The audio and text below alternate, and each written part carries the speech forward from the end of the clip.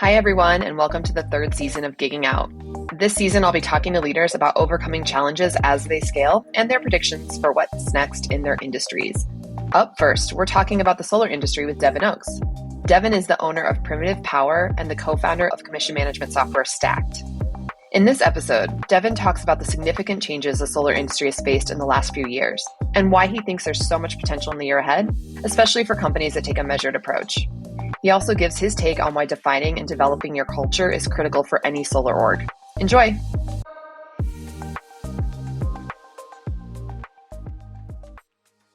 All right, Devin, thank you so much for being here. I'm excited to talk to you today. Same. Stoked to be here. Yeah, so let's just dive right in. I'd love to hear a little bit about your background in the solar industry. Yeah, it's been a fun roller coaster in solar. So my background is I started door-to-door sales about almost a decade ago. I actually came up in the pest control world for a long time. So 4 or 5 years in pest control, knocking doors and recruiting and that whole thing.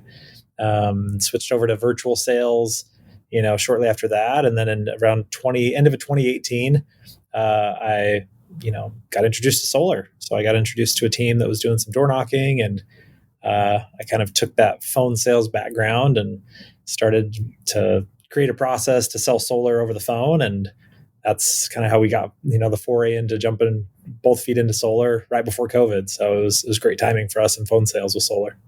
Oh yeah, that's interesting because previously, I think a lot of solar is sold door to door. That all went away. People didn't want to answer their doors with strangers during COVID. We were like, all right, how do we figure this out? We piece it together, and we were doing lead gen and then generating leads. So we're in Arizona, and we were generating leads in like Odessa, Texas, and we would like call the leads and then set an appointment, and then like all of the sales reps would go out there and close deals, and then we started closing them over the phone, and just like it was just kind of a new thing back then, and turned out to be perfect because then COVID hit and we're like, all right, let's just keep it moving just the same way we were. So we were really fortunate. And that's where you're still focused today, right? Can you talk a little bit about what like the two different companies that you have going today and what your role is at both of those? That would be great. So in 2019, really full send into solar with our company is called Primitive Power. And we really have done virtual the last 4 years, pretty much. exclusively. During that time, we started to just notice solar is such a young industry, like this, it truly is the Wild West for the most part. And because of that, like there's a lot of opportunity, there's a lot of problems, there's a lot of inefficiencies and things. And so about 18 months ago, we noticed that the payroll process of running our solar company was just painful. It was a lot of tracking money back and forth. And so we started a company, we partnered up with our accounting firm and started a company called STAKT Commissions. And so, yeah, I'm really almost full-time in STAKT now. I'm not really doing a ton with solar, and really most of my time is in STAKT and helping companies streamline and automate their solar sales commissions process. Well, I want to dive in a little bit more to STAKT in a little bit. But before we do that, I'd love to just talk about, again, your background. Looking back to those early days in solar, is there anything that you wish you had known about the industry back then when you first started out that you know now? I didn't realize how good we had it. In 2019, 2020, I wish I could go back and like both feet on the gas, understand what an amazing like environment we had to sell as much solar as possible. Just because of the fact that conditions have changed, over the last year and a half, and knowing what we know now, it's like looking back, hindsight's always 2020, right? But we didn't understand, what an opportunity we had, I think, in those days to just really help a ton of people, like the value proposition, the marketing, just all of the different components that we need to run a successful solar business. It was a little easier back then, just to be transparent. There wasn't as much competition, and we were crushing it with that lack of competition, I guess you could say. So, yeah, that's a great lead into my other question. We're recording this at the start of the new year, 2024. Looking back just over the last year, are there things about the industry that surprised you, or kind of changes that you saw? Can you speak a little bit about the transformation that the industry's gone through, whether just in the last year or the last couple of years? I mean, when we first started this, like 2019, I could go online and I could do lead gen and buy leads for like less than $10. Like it's crazy. And just to give you context, I mean, right now you can spend $50 to $60 for the same lead. And so just that dramatic shift in cost has really happened with a lot of different parts of the business. We went through a lot of different installation partners. So in solar, we're just a sales organization, and so we sell deals, we sell contracts, and then we have partnerships with other installation companies. And over the years we've used different partnerships, and since 2019, I mean, we've seen two of them go bankrupt that were our partners. We've seen just like, so we've kind of been through that, and we've noticed how cost of materials is going up, cost of leads is going up, finance fees are going up, interest rates are going up. So like all of these different areas in the business, everybody gets squeezed a little bit, and that definitely creates a different environment now as we go into 2024 than kind of what we probably took for granted a little bit in 2019 and 2020. And there's pros and cons to that. Like I think it's a really positive thing because the industry's had to mature a lot. Like we have to realize we're running real businesses and understand our P&Ls and our cash flow and track everything really, really deliberately versus, before maybe it was a little bit easier to kind of get away with, yeah, we'll just keep selling a lot of deals and revenue's great because you didn't have to track things quite as dialed in. So I think those are some of the changes that we're seeing is just like, there's a huge shakeups with finance, big shakeups with suppliers. The people that are going to be left standing here in 2024 and keep growing their businesses are going to be those that really take that like measured approach. You have to be able to say, the setup where there's collaboration between three different parties. There's collaboration between the sales company, the sales rep, the consultant. There's collaboration between the installation company, right? The one that's actually the contractors that are providing the value of installing the project. And then lastly, there's the customer that's actually taken into account. And like this new wave of 2024 coming into this, I think it's more important than ever to make sure there's a balance between those three. Where sales might need to give up some margin to construction to make sure that the warranties are good, and we all might have to give up some margin to the customer to make sure they still have a great value proposition. But I think if you get all three in the right spot, then like solar's not going anywhere. Solar's going to just keep exploding, but it's just maturing, which is really, really positive. It's a great explanation. On the customer side, I mean, are you seeing that the value prop of cost savings and things, is that all still resonating? Is it a harder sale now because of just kind of the economic environment, or do you find that it's still really compelling to homeowners? I mean, this kind of goes back to your previous question of like what I wish I would have known. Is like solar is so different market to market. It really is. It's not a one size fits all. And I think one of the challenges is that a lot of national companies have tried to attack like the whole nation. And when you get really in the weeds with the value proposition specifically, and you're looking from the customer's perspective, it changes from city to city, HJ to HJ, utility company to utility company. Like the laws, the regulations, the pricing, it is very, very different depending on where you're at geographically. And so I think because of that, you're getting a more regional focus. Like you're getting people that are really succeeding when they choose a specific region to serve, because they can become pros in that region. They can make sure the customer's taken care of. So, in some places, the value proposition is getting way better. And in other places, the value proposition could be getting worse. Like California just had a huge policy change this last year, and tons of companies just left. They're just like, all right, we're going to somewhere else. And, same thing with Nevada. Like now you have to be W-2. That's a big deal. Tons of people just left. They're like, all right, we're going to a different state.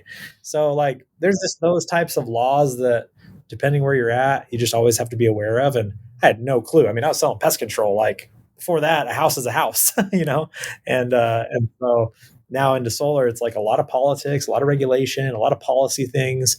And that really plays into like the customer value proposition. So, solar is great for tons of consumers still, but you got to be a more skilled consultant and understand the finance side, the regulations, like everything that really goes into, the design that you're putting on the roof, and you can still create something that's really, really attractive for a consumer. We're seeing a ton more as like loans have gone up in interest rates and dealer fees and things like that. We've seen a lot of leases, TPO products that have been being pushed, so third party owned, which is, really, really interesting trend, because a couple of years ago it was just loans, and like loans were it, and we were selling a ton of loans. So, everybody's pivoting, and I think, again, if we can make sure the consumer is the focal point, we can still create something that is valuable for them, and make sure that they're getting the value that they deserve. And, it's up to the consultants to be educated enough. That's one huge plus in 2024. I think you're going to see a lot of regulation where it's like, not just anybody can sell solar. You got to know your stuff. You have to have a background. You got to have resources, or else you can put consumers in kind of a rough spot pretty quickly if you're not up to date with all those things. Yeah. How do you keep tabs on the industry and all the regulations that are happening? Are there certain resources you find yourself going back to? I'd be curious to hear that. This industry is so funny. It's like, it's such a tight knit group. I mean, you have like Solar City. So Solar City was this massive organization, Elon Musk, and thousands of sales reps. And when that got shut down, it's like everybody scattered and set up their own companies. So a lot of the CEOs and owners of these current solar businesses have roots back to Solar City, just like one company. It was really interesting. And so they're all very, very connected. So, there's a lot of just network talking through that, but then there's also groups like the RSA, which is the Residential Solar Association that's being formed.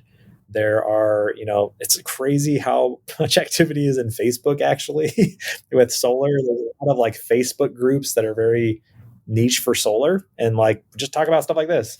What's the best finance product? What's the best panels? What's the best, market? What did you hear about this? Did you hear about that? So there's a lot of masterminds and, social media. And then just those industry associations that are starting to pop up. We also see, and this is kind of, with every, right, where we've first started collaborating was at these events, right? These conventions, we, door-to-door con, solar con, there's a lot of these events popping up, and it's kind of this hub of everybody comes together. There's a lot of information shared, and then everybody goes back and to their individual businesses. So there's definitely a lot of that's happening. And, more and more, I think people are having to keep an ear to like the policy side and just go online, local HJ websites and community websites and city websites to just see what's the most updated policy. You just kind of have to keep those tabs live because they change fairly often, which is crazy. One of the things, every time I talk to a leader at a solar company, that is inevitably a challenge is just on the talent side. So finding reps and keeping them engaged. Can you talk about some strategies that you've seen successful in how to attract sales reps to your organization? Yeah, for sure. I think that, and we've, in our past 4 years, like we've really had to put a governor on like how many people we bring in, because of the fact that we bring in reps when we have enough leads and vice versa. We're always balancing leads to reps. We haven't traditionally been door to door, but when we talk to those reps, it's like every organization, you can see this really, really clearly online, has a very, very clear culture. They have a very, very clear identity of what they stand for and what they stand against, right? Like, what are they for? What are they against? And I think more and more, every sales recruiting company has to become a media company where they just very clearly outline what are they for and what are they against. And you can see, like, I could pinpoint probably 10 different organizations right now where, depending on the type of rep, right, but that type of individual, they'll be drawn to one place or another based off of those very clear, like, this is what we're for, this is what we're against. This is our very clear culture. This is the way that we add value to reps. This is what we, the type of environment that we have on a blitz, for example. And it's really cool to see, because you've got companies that they're doing a ton to just pour into these sales reps with financial literacy, investment opportunities, the types of just solar training and access to training that they're providing. More and more and more, they're just having to say, hey, this is more of a family. This is this culture that you're joining versus like, hey, just come get a login and make money. Because you can kind of get that anywhere. So they have to really feel that identity, I feel like, when they come into it. And when you go into sales, I've done some consulting and been in different groups, and it's crazy how you walk into a room and you can feel it. You can feel the culture shift from organization to organization. And as long as groups are like firmly rooted in their culture, then they'll attract the reps that want to work there. That's typically what happens is they work on that core, and it's just like, if you build it, they will come kind of a mentality, right? You just share it enough and it's like ingrained enough, and it attracts more of that talent. Where does that culture usually come from? Like, is it just based on like whoever the leaders of the organization are, kind of they've lived and learned and what they don't want? And I mean, can you talk to that a little bit?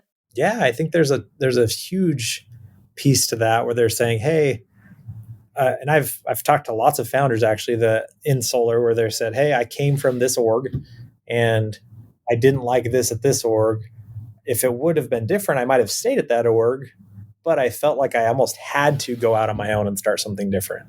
Right. So it's like what seems to happen is you're in a company, maybe it gets big enough and maybe there's like whatever clicks or whatever it is, but you felt like the culture wasn't for you. So you had to go start your own culture. And I think that has happened a lot in sales, especially sales orgs, because inherently, like, we're all doing the same thing, right? Like solar sales orgs, you sign them up for solar, right? Like that's the root. But there's something at a previous location where maybe it was too clicky. Maybe it was not enough transparency. Maybe there wasn't enough tech. Maybe the fulfillment wasn't good. Like there's always something.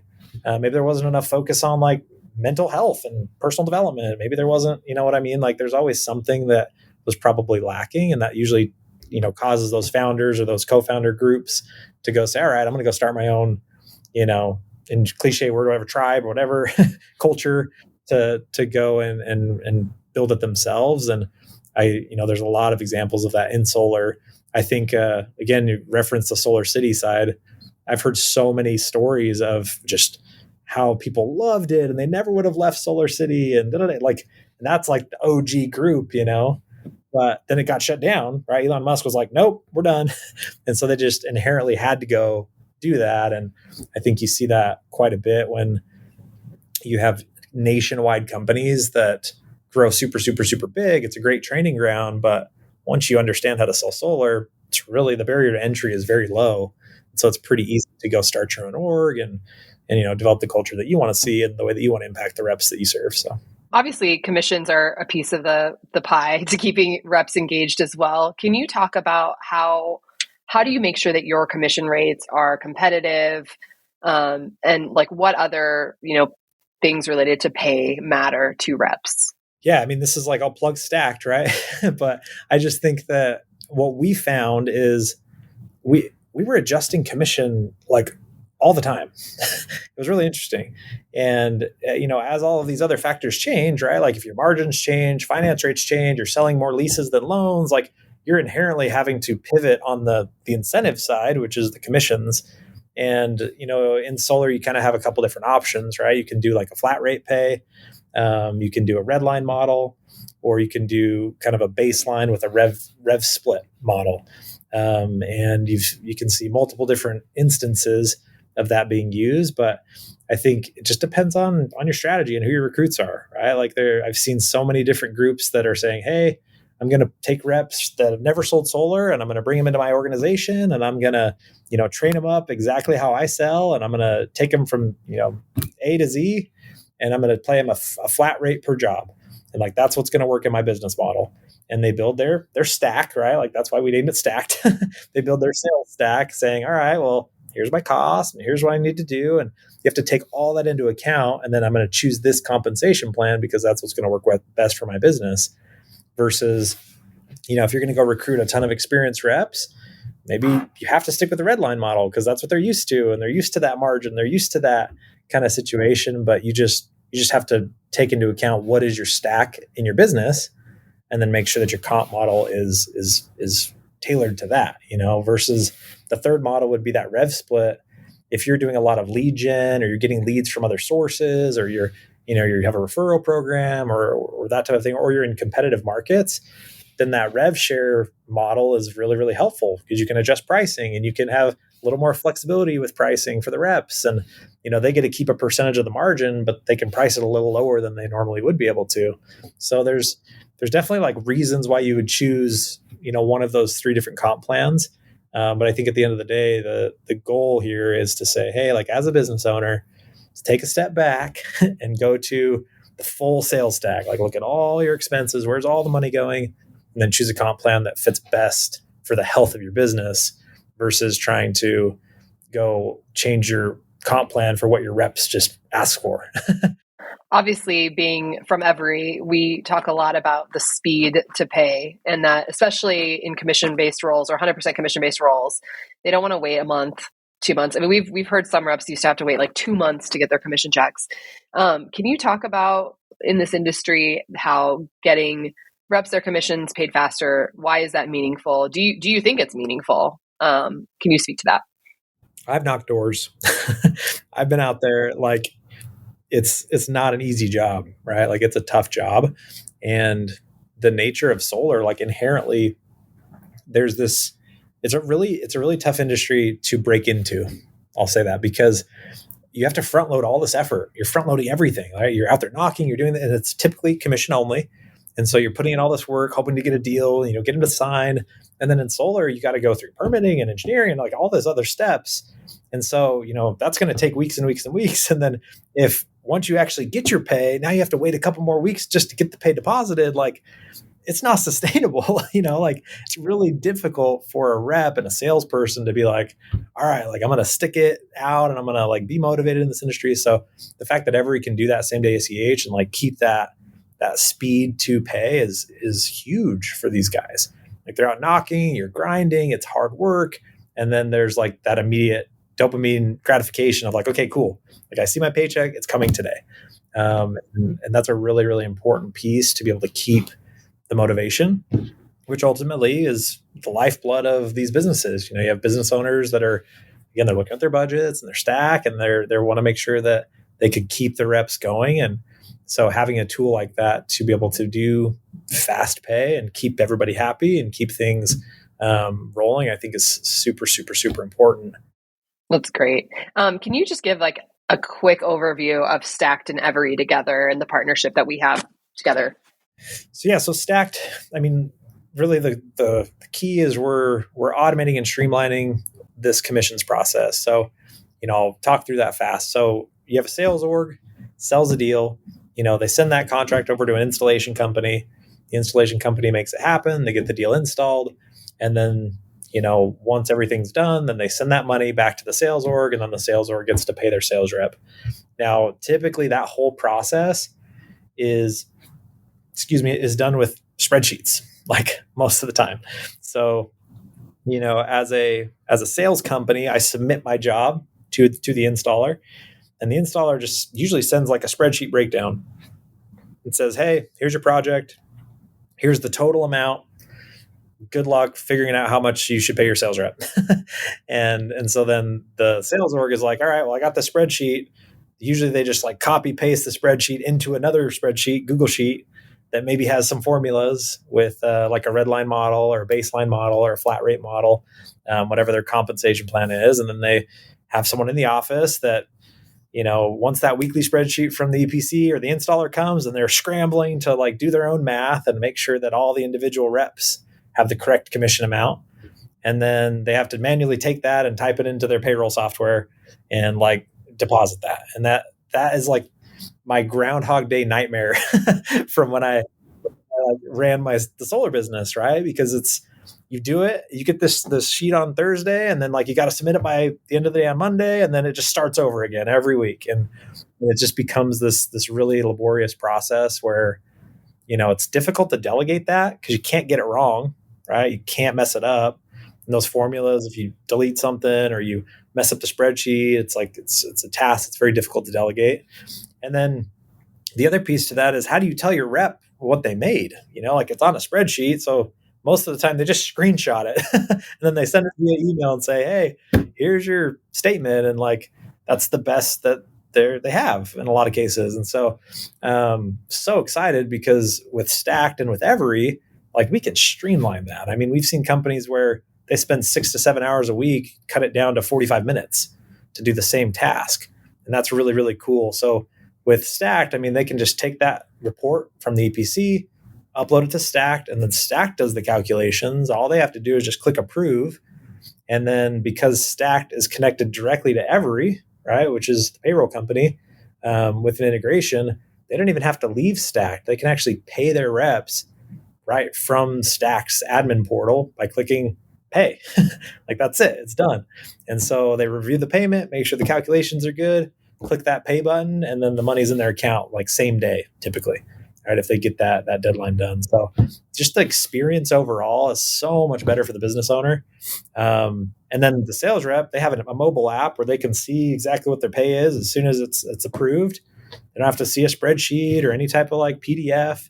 It's just right there in their mobile app, and that's what gets deposited into their account. So it's just a really positive experience for them, and hopefully allows the company to retain more reps and recruit more reps and grow their business, and not have to worry about that headache. Yeah, let's spend less time on calculating commissions and running payroll and more time growing their business, which is what every leader wants to do. They don't want to get bogged down in spreadsheets for sure. Well, I'd love to just wrap about kind of a look ahead, given you're so knowledgeable about this industry. Like, what are some of the things that are on your radar for 2024? What do you think is next in solar? Trends that you're kind of willing to forecast for us? Yeah, I mean, I'm excited about 2024. 2023 was a little rough. I'll be honest. Like the solar industry took a bit of a hit, and so I've heard 2024 be called as a rebuilding year for solar.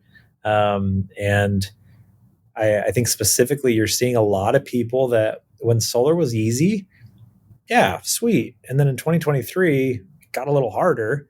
And I think you see a lot of people that just left. They just were like, you know what? I'm going to go sell something else. I'm going to go do something else. And for everybody that did stick it out and has stuck it out and sees the opportunity and like the solar's not going anywhere and just needs to mature, and we all need to kind of be willing to put in the work to help that maturity happen. I mean, there's some awesome years ahead of us, in my opinion. Finance companies are getting way more mature. We're going to see, I think, a shift there this year. I do think rates will change a little bit. I think that we'll be able to see a little of that loosen up so that, consumers can have a little bit better value proposition, which is awesome. And we'll get more deals in. I think you're going to see a lot more focus on like a regional approach, just because it is so difficult to run a nationwide org and understand what's happening in every single community that you serve.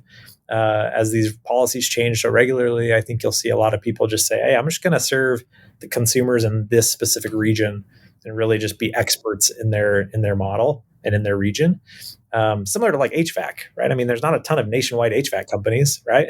Like they're mostly regional. And so I think solar will very much kind of claim the identity of like, it's a construction company, like you're an electrical contractor at heart, and they just need to identify with that. And that's great. Like that's an awesome place to be. So I think you'll see a lot of that.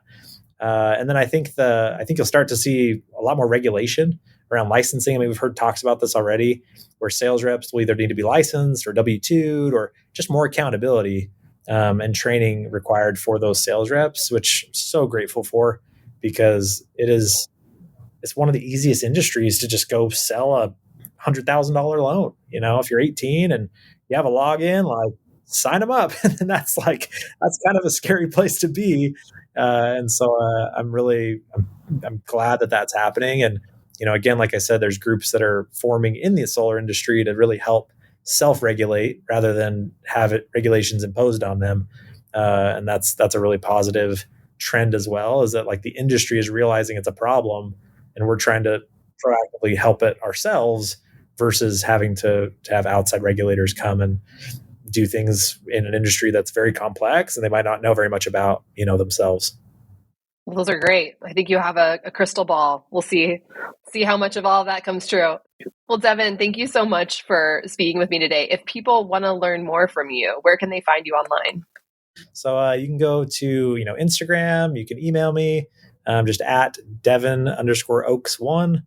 You can email me at devin@stakt.io as well. And happy to help however I can.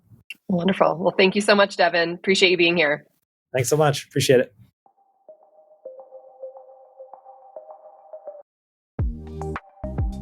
This podcast was brought to you by Every. We work with gig companies, marketplaces, delivery businesses, and more to pay their workers fast. You can learn more at every.com.